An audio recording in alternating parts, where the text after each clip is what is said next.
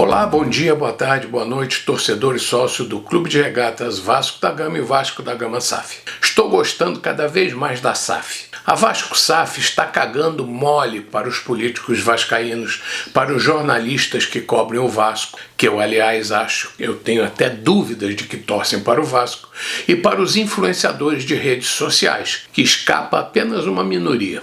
Todo mundo sabe que o Vasco é diferente de todos os clubes brasileiros e já expliquei isso em outros vídeos.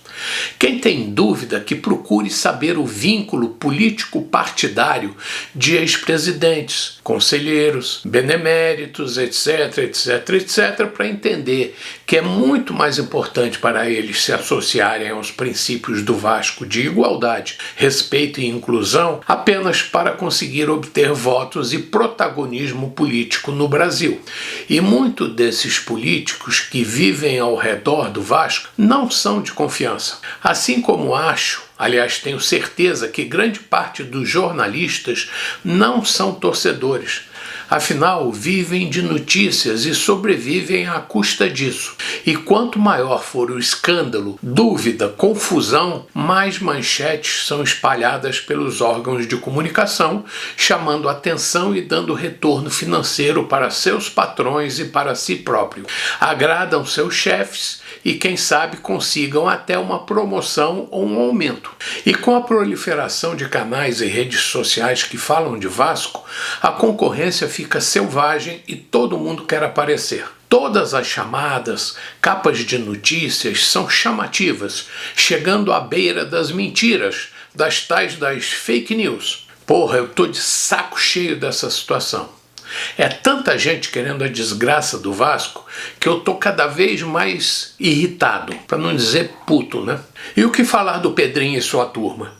Confesso pela primeira vez que votei nele e não me arrependo, mas acho que, como em todas as eleições do clube, o vencedor acaba se associando a pessoas dos mais diversos matizes e pensamentos e começa a ter que negociar com muitas correntes políticas. E aí a política vascaína é igualzinha à política do nosso país.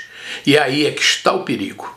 Normalmente é assim que se começa a derrocada. O que vi na coletiva de 60 dias da administração do Pedrinho foi um festival de vitimização e uma falta de profissionalismo que beirava ao amadorismo, coisa que, aliás, ajudou a destruir o clube.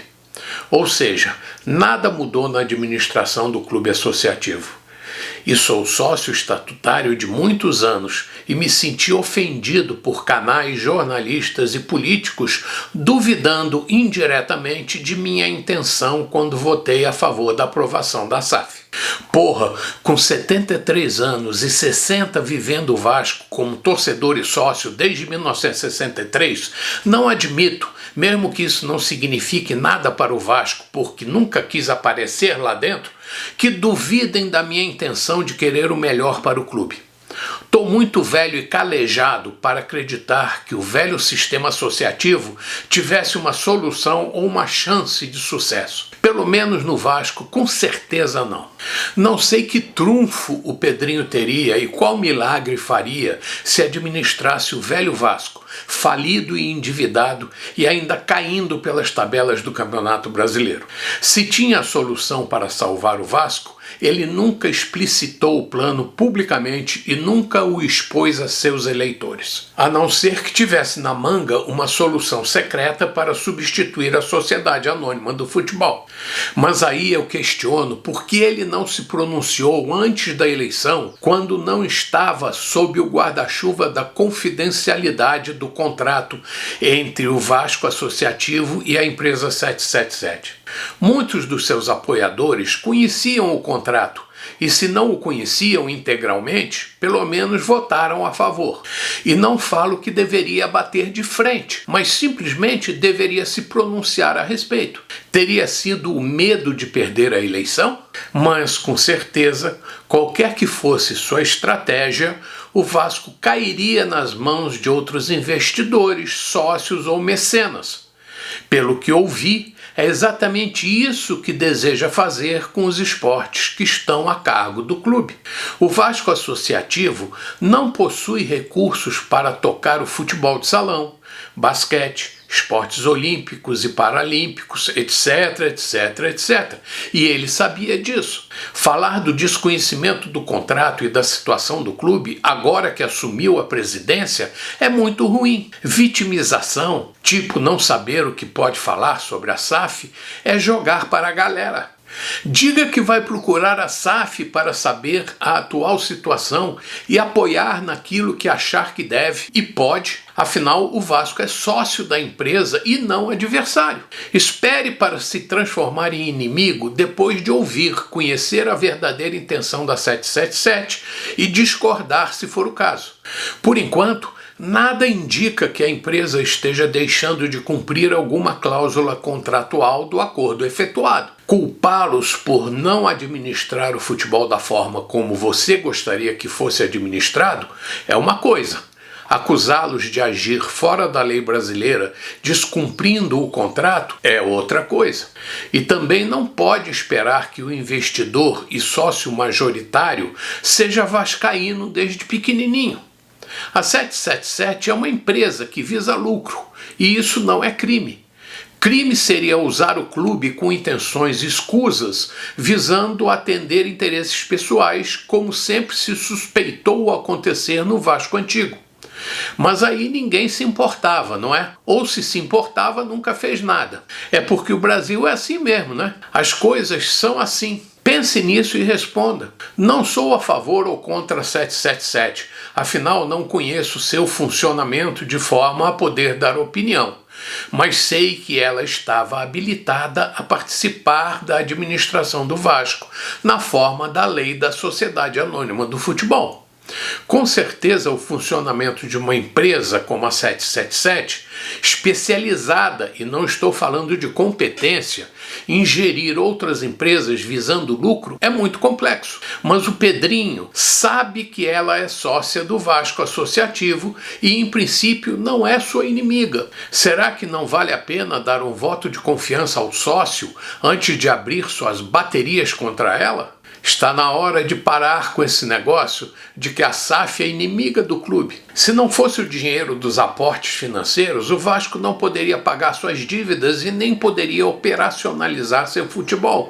E pensar que os americanos estão lucrando com a SAF é não conhecer a lei da SAF. Espero que venham a lucrar, mas legalmente ainda vai demorar alguns anos para retirar dividendos. Assim diz a lei. Sei que o torcedor, o burro, claro, ou o mal-intencionado, sabe que décadas de mau uso de um carro causa danos ao veículo, assim como achar que vender um bem estragado, enferrujado e com multas, IPVA atrasado e dívidas pelo preço de um novo só pode passar pela cabeça de um imbecil.